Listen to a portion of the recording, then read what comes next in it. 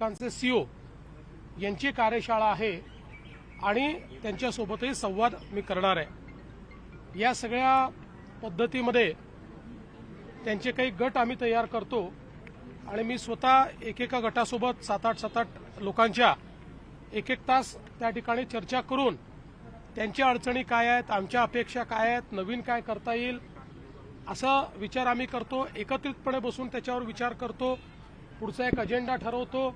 आपण 150 दिवसाचा एक कार्यक्रम दिलेला आहे, तो कार्यक्रमही एफिशियंटली राबवला गेला पाहिजे असा याच्या पाठीमागचा हेतू आहे।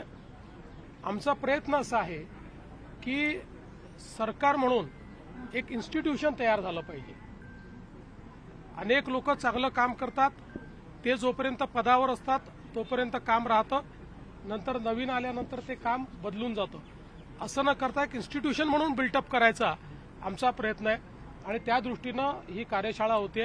याच्यानंतरही अनेक कार्यशाळा होणार आहेत। सर, या संवादामधून काही धोरणात्मक बदल सुचवले? मी आता यापूर्वी जेव्हा महसूल परिषद झाली त्यावेळी 6 विभागांमध्ये विभागीय आयुक्त आणि जिल्हाधिकाऱ्यांचे गट तयार केलेले आहेत, त्यांना विषय नेमून दिले आहेत।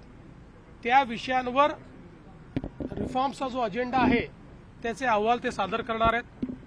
तसेच गट जिल्हा परिषद सीओंचे नेमून दिलेले आहेत आणि आता महानगरपालिकांचे तसे गट मी तयार करणार आहे।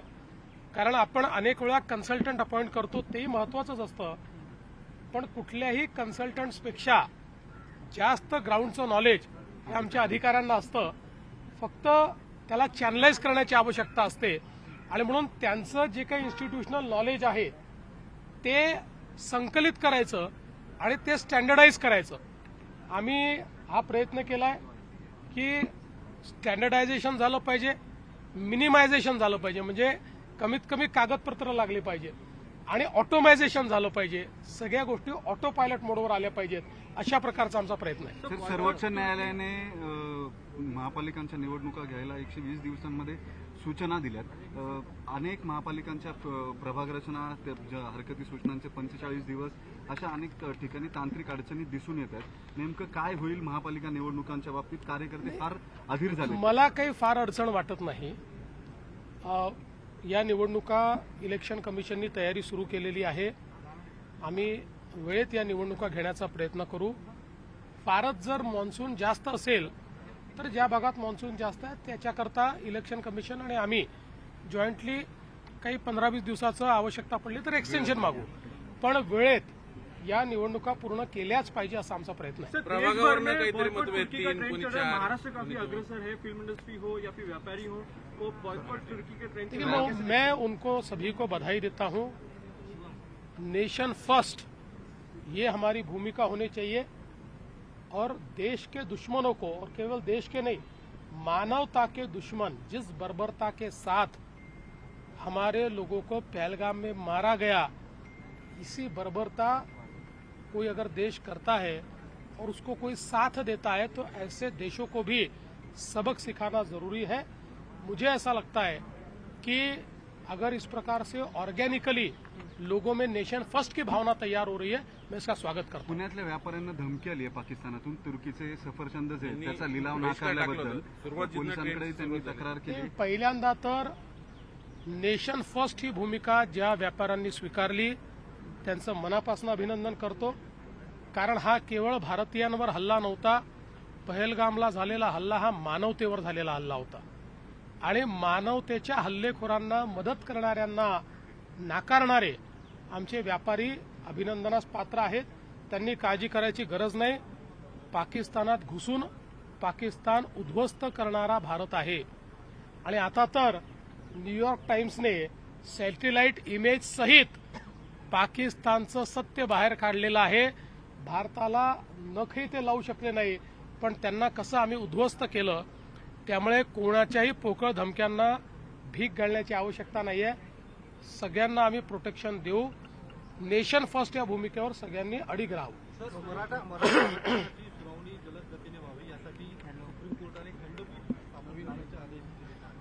मी देखील तो निर्णय नुकताच समजून घेतलेला आहे। आमची त्या संदर्भात तयारी आहे। खंडपीठ हायकोर्टाने त्या ठिकाणी स्थापित केल्यानंतर जी काही सरकारची बाजू आहे ती अतिशय भक्कमपणे आम्ही मांडू.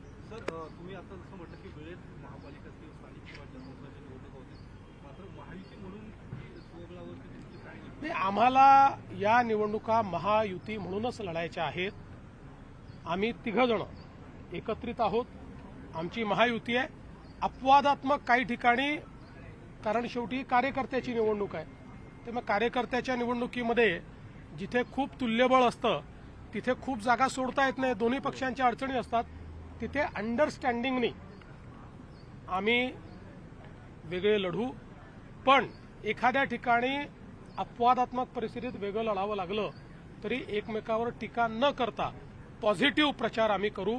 पण शक्यतोवर जेवढ्या जास्तीत जास्त ठिकाणी महायुती करता येईल त्या ठिकाणी महायुतीच आम्ही करू. कार्यकर्ते फार रिलक्टंट दिसत आहेत सर. संधी कमी मिळतील, सगळे एकत्र लढले असं आहे, तर fair and fight election कार्यकर्त्यांचं स्वाभाविक आहे, त्यांना त्यात दोष देता येत नाही. कारण कार्यकर्ते जे 5-5, 7-7 वर्ष काम करतायत त्यांना असं वाटतं आता आमची संधी आली, आम्हाला संधी मिळाली पाहिजे. हेच अंडरस्टँडिंग आमच्या तिघांमध्ये आहे. म्हणून आम्ही ज्यावेळेस बसलो त्यावेळेस हे सांगितलं की स्वाभाविक युती जिथे होऊ शकते त्या ठिकाणी स्वाभाविक युती केली पाहिजे. जिथे कठीण आहे तिथे वेगळं लढल्यानंतर पोस्ट पोल आम्हाला एकत्रित येता येईल. पोस्ट पोल मात्र म्हणजे जिथे युती एखाद्या ठिकाणी अपवादात्मक झाली नाही तरी पोस्ट पोल आमचा अलायन्स असेलच. सर, एक दुसरा महत्वाचा मुद्दा होता. नाशिकमध्ये गोपीचंद पडळकरांच्या रॅलीमध्ये लॉरेन्स बिश्नोईचे होर्डिंग्स झळकवल्यामुळे मला जरा गडबड. सकाळी गोपीचंद पडळकरांनी त्या संदर्भात सांगितलेलं आहे आणि मी त्यांना सांगितलं की तुम्ही स्वतः या संदर्भात पोलिसांना सांगा आणि त्याच्यावर कठोर कारवाई करायला लावा. हे लॉरेन्स बिश्नोई वगैरे असे जे काही क्रिमिनल एलिमेंट आहेत हे कुणाच्या रॅलीत दिसणं, त्याचं महिमा मंडन करणं हे सहन होणार नाही. आणि ज्यांनी त्या ठिकाणी त्याचे पोस्टर फटकवले असतील त्यांच्यावरही कारवाई होईलच.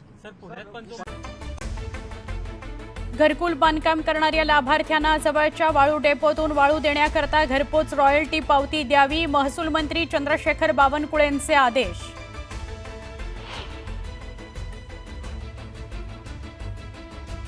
दहावीच्या निकालानंतर आता विद्यार्थी आणि पालकांमध्ये 11वीच्या प्रवेशाकरता लगबग सुरू. 19 मे पासून नोंदणी प्रक्रियेचा दुसरा टप्पा.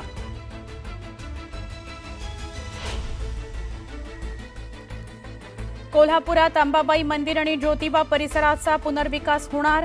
येत्या 8 दिवसांमध्ये निघणार शासन आदेश.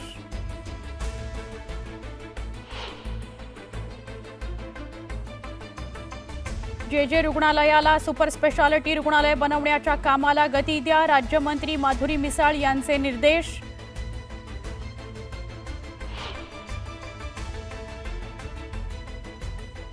देवनार डम्पिंग ग्राउंडमधील 185 लाख टन कचऱ्यावर प्रक्रिया करून हटवण्याकरता कंत्राटदार नियुक्तीचा निर्णय. 2386 कोटींचा कंत्राटाची प्रक्रिया सुरू.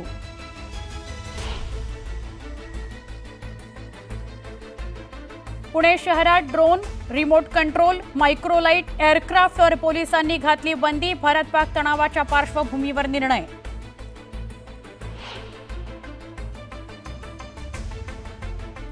कांजूरमार्ग आणि मुलुंड स्थानकादरम्यान आज आणि उद्या रात्रकालीन ब्लॉक. कांजूरमार्ग पाईपलाईन पुलावरून तळई उतरवण्याचं काम केलं जाणार.